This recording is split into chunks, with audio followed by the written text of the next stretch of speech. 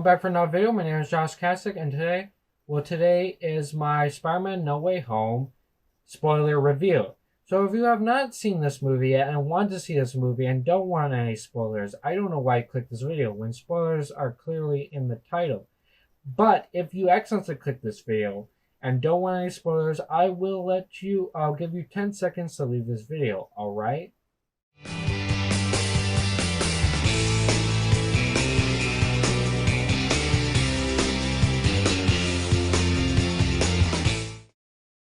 Okay, if you have not left this video yet, you have been warned.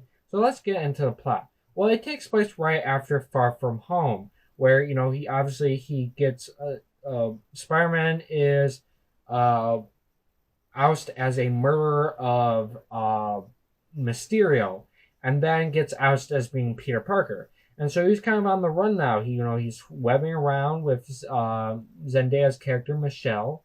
This world's version of MJ, and eventually get back to Peter and Aunt May's apartment, where they're kind of shown on TV and everything like that. And then eventually the FBI shows up and captures them and get all of them to get interrogated. Happy Hogan, Ned Leeds, Michelle Jones, what else is there? Yeah, it's Michelle Jones, and Aunt May, Ned Lee, Happy Hogan, Peter Parker. All of them get interrogated, and so that's kind of what's going on there. But eventually, with the help of Charlie Cox character's Daredevil, from the Marvel Netflix shows, because he's back in the MCU. Basically, the Marvel Netflix shows aren't canon anymore, but everyone liked the Punisher from the Marvel Netflix shows, the actor Charlie Cox, and what's his name, who played Kingpin? I forgot. Vincent, I think is his name. Yeah. So he's back and he helps Peter Parker, and he's no longer. They took down all the charges, so Peter Parker is free, but because now. Michelle Jones, Ned Leeds, and Peter Parker were trying to get to MIT, but unfortunately they are not accepted because of the whole controversy. But Flash does get into MIT, even though he's wrote a book how he's friends with Spider-Man / Peter Parker and stuff like that. And now he's no longer Peter Parker's buddy because he's he wants to be friends with Peter Parker now that it's revealed that he's Spider-Man. Really interesting, but. And so Peter Parker goes to Doctor Strange to help him, and they kind of do this whole spell that will make everyone forget that Peter Parker is Spider-Man. And he didn't like this because obviously he wanted his aunt, Happy Hogan, his girlfriend, Michelle Jones, and his best friend at least to remember that he's Spider-Man. Now, technically, Ned and him would still be friends. Aunt May, just wouldn't, still be aunts. And, well, Happy Hogan, I guess they just wouldn't have a relationship because he wouldn't, obviously without him, because they only know each other because he's Spider-Man. And Michelle Jones and him would know each other, but probably wouldn't be girlfriend and boyfriend because they only became that because of him being Spider-Man. So that's what he was really worried about, because he didn't want him to break up with Michelle, his girlfriend. So that's kind of what's going on there.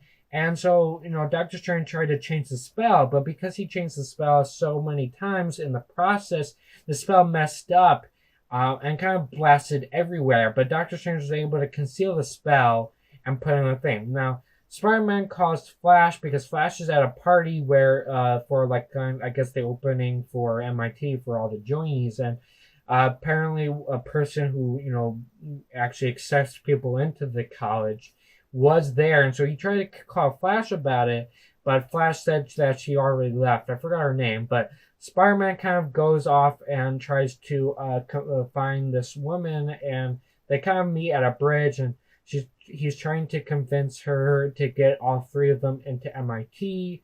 And this is when Doc Ock shows up and everyone starts panicking. The bridge is getting destroyed and there's a huge attack between Spider-Man. Now he's in his iron spider suit and So there are huge battle sequences, kind of plays out where the woman gets stuck in her car and her chauffeur kind of left, and she's about to fall off the bridge, and Peter Parker gets kind of put against a pillar against one of Doc Ock's things, and he part of the nanotechs in the suit kind of attaches to his arms. But this actually allows Peter, and then this is when they reveal that Peter Parker, this isn't his Peter Parker that he knows. But then Tom Holland uses his suit to actually take control over the nanobots again, but in the process actually take control over Doc Ock's arms. And they actually he used them to save the woman and stuff like that. And then basically she says, "Oh, you're a hero, Peter. I'm going to get all three of you at MIT." And then after that, she leaves, and then Peter Parker and Doc Ock get teleported to Doctor Strange's place, where now Doc Ock gets put into a prison type thing. And then Doctor Strange reveals that he also captured the Lizard, and because of the change in the spell, instead of people forgetting that Peter Parker is Spider-Man, it brought people into this universe who knew Peter Parker is Spider-Man instead, and that's kind of what happened here. So the Lizard from Amazing Spider-Man and Amazing Spider-Man 2. Not 2, Amazing Spider-Man 1, and Doc Ock from Spider-Man 2. And the idea behind this is that they bring in one villain from every movie, and which I'll get into later. Now, he tells Peter Parker about what's going on here, and he tells that he needs to go and fix this problem. And so he, with the help of his friends Ned and Ned meets Doctor Strange for the first time, and he says that his family has magic too. At least that's what his grandmother, I think, what he said. And so that's kind of what's going on there. And but whatever, what happens? They go. Peter Parker builds a new suit that would help them find these other villains and to capture them and bring them here, or actually blast them, which will automatically teleport them there, and then he would go back there as well. So that's kind of what goes on with that. And then he actually meets both Sandman and Electro. Now Sandman actually helps him capture Electro, but because of a misunderstanding, the Sandman kind of got angry because obviously he wants to go home and stuff, and to his daughter and everything, and so he gets teleported into a prison cell as well, and so that's kind of what. Oh, that's a misunderstanding. He basically tells that they're going to send Electro home, but with the blast and Electro being disappeared, he thought that he was going to be killed by Peter instead of going back to home with his daughter, and so he tries to attack Peter Parker's, and that's why he gets put into the prison. Now that's what happened there. Now I remember correctly. Next up, we also know that Green Goblin shows up, but he kind of breaks out of the real Osborn, kind of fights off Green Goblin, and kind of finds Aunt May in her place, and Peter Parker shows up, and then they go back to Doctor Strange's place, and then Doctor Strange shows up and puts Osborn into another prison cell. And this is kind of when Peter finds they all kind of find out how they're all taken out. They're all taken from a point before they died. So Doc Ock, right before he sacrificed himself, or actually before he turned good either, as well, I think. Before Osborn was killed by his own thing, and Electro before being killed as well. Lizard from, I think, right before being defeated by the Amazing Spider-Man. He wasn't killed though. And then Sandman, obviously from his universe. I don't know where exactly, but somewhere after Spider-Man and him kind of had an understanding, something like that.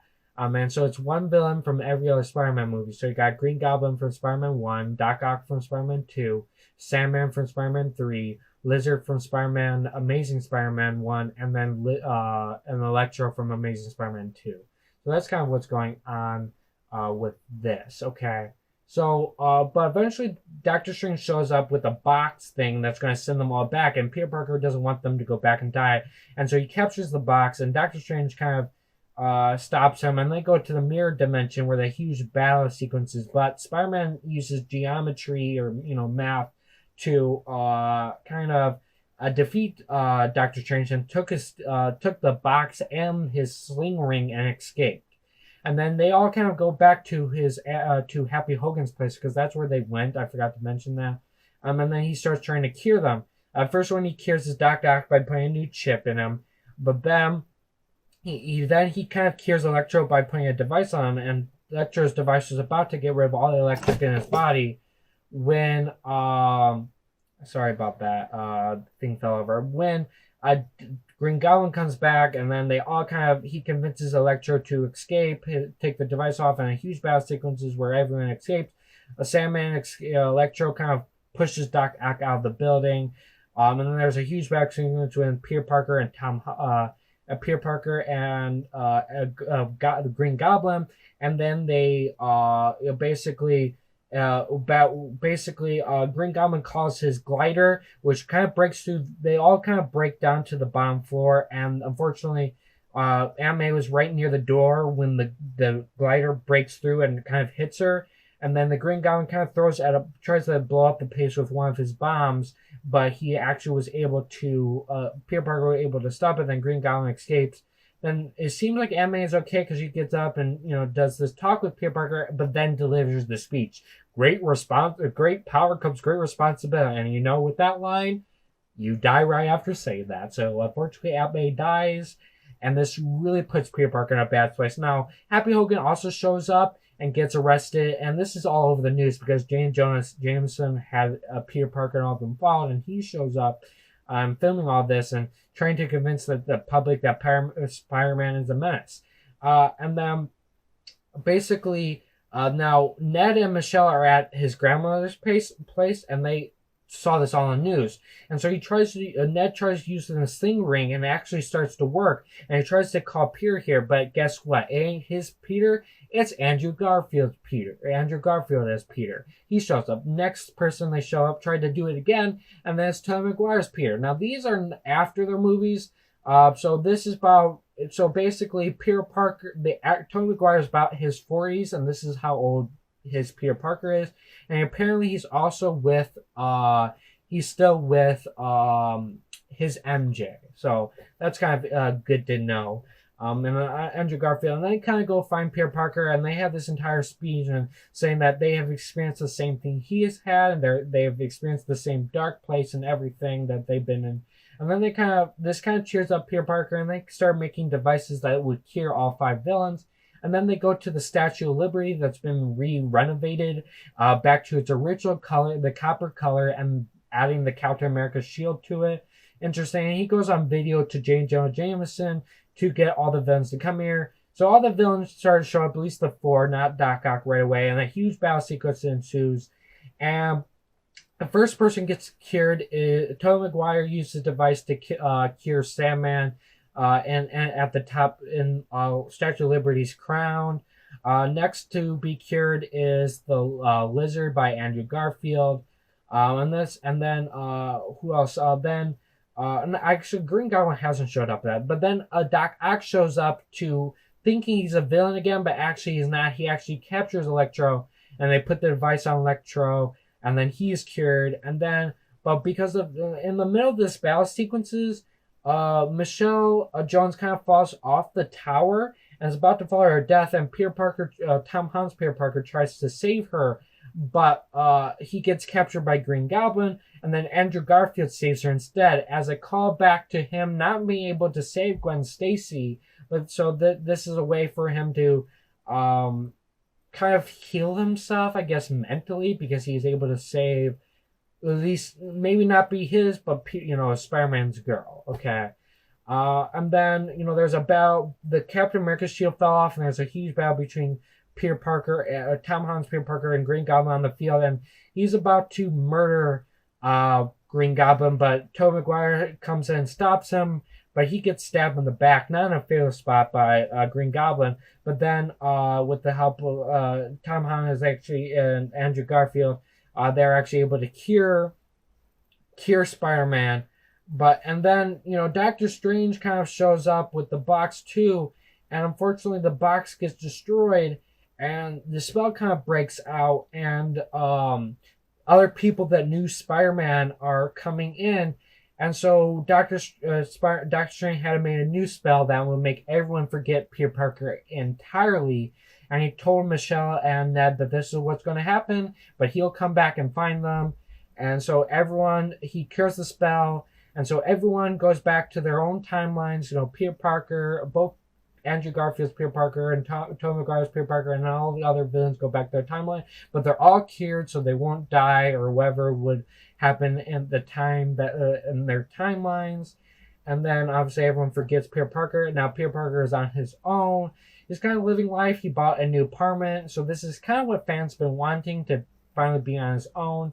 And then he tries to go remind Michelle Jones and Ned, who are not in MIT, to remind them of him, but he decides not to, and then he kind of goes off and reveals that he has a new suit and stuff, and that's kind of where they leave off with that. And then the credit scenes, well, we got what was the first one? Come on. No, one of them was, the first one was about Venom. So Venom from the Venom movies. Well, in the post credit scene of the Venom 2, it's revealed that he gets teleported into the MCU, but he wasn't in the film. He was actually in the mid credit scene, and it's revealed that he was here, and just he trying to get questions about this area because he's a reporter, or I guess that's what he is. But he gets teleported back because this is right at the end where Doctor Strange kind of activates the spell, but he leaves part of the symbiote there, and that's kind of for the next film, because it's already confirmed that there will be a fourth Spider-Man film. So, but there's that, and then what else is there? Yeah, so that's kind of what goes on there, and then the post-credit scene is just a trailer for Doctor Strange 2 and the Multiverse of Madness, which is really interesting because the director for the Tobey Maguire Spider-Man films is Sam Raimi, and he's directing Doctor Strange 2. So that's kind of interesting there. I find that interesting. But yeah, that's pretty much the entire plot. So I love the dynamic between Tobey Maguire, Andrew Garfield, and Tom Holland's Peter Parkers. It was really well done there. You really tell that this is not, they don't take up this film at all. This is really truly Tom Holland's film, that they just played a part in the story. And it is really, I think the story was really, I can't tell you how good it is. My dad says it's like the best writing in Hollywood he has seen in a long time. And I don't know if I go that far, but I definitely enjoyed it. I love this film. I want to have this film. It was just really good. Was awesome to see all the villains come back, and you really get. It's a little cheesy to get all the whole Spider-Man memes and this. Osborn said, "I'm kind of a scientist myself." The whole great power comes with responsibility. Andrew Garfield saving Andre. A lot of callback there. I actually do like that scene. I think it is really. Shows a development for that character, and I guess this is the best. This is, I think, the best version of Andrew Garfield's Spider-Man. I have to say, I think because the writing in the major Spider-Man movies are okay, but they're not the best, and this just really was good. He was, I think, one of the definitely better acted. Well, he really played Peter Parker and Spider-Man. He really did well in this film. I guess they're giving him a Spider-Man 3 apparently. So Amazing Spider-Man 3, I guess, is what they're doing now because of how well he was in this film. So I hopefully Amazing Spider-Man 3 is good though, because Amazing Spider-Man 2 and 1 were okay. They weren't good, but they were okay. Okay. Yeah, other than that, yeah, I like the dynamics, all the characters. I really enjoyed a lot this, and I really like Doc Ock. I'm glad to see him back, and Green Goblin back. It was amazing to see him again. Back on the film, and I really enjoyed a lot of that. One thing I really don't like, the final spell that made everyone forget that he's Peter Parker. and the fact that he didn't remind Ned and Michelle about them, I hope that eventually Michelle and Ned get his memories back. Unless they're gonna make Ned a villain like in the comic books, but I really want them to get their memories back eventually.